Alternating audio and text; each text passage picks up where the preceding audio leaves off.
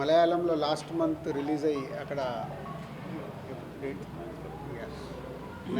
Ninth February Malayalam release అయిన cinema ఎంత sensational hit అయిందో తెలుసు. కోయిన్సిడెంట్ ఏంటంటే వాళ్ళు మలయాళంలో సినిమా అంతా హైదరాబాద్లో తీశారు.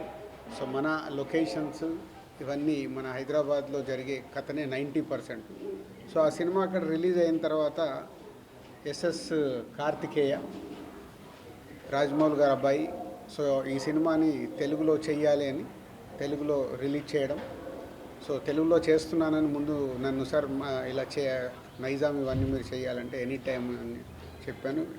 నిన్న ప్రీమియర్ షోస్ వేస్తే ఆల్మోస్ట్ 10 స్క్రీన్లు, ఒక్కొక్క స్క్రీన్ యాడ్ చేస్తూ 10 స్క్రీన్స్ ఫుల్ అయ్యాయి. థియేటర్ రెస్పాన్స్ అద్భుతంగా ఉంది.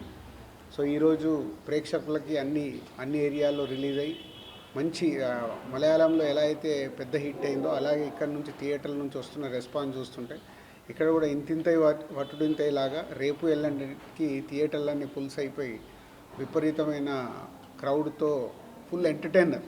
బేసిక్గా ఎందుకు చెప్తున్నంటే థియేటర్లో ఫుల్ ఉన్నప్పుడు ఆ ఎంటర్టైన్మెంట్ వస్తే ఎంజాయ్ చేసేది వేరే లెవెల్లో ఉంటుంది.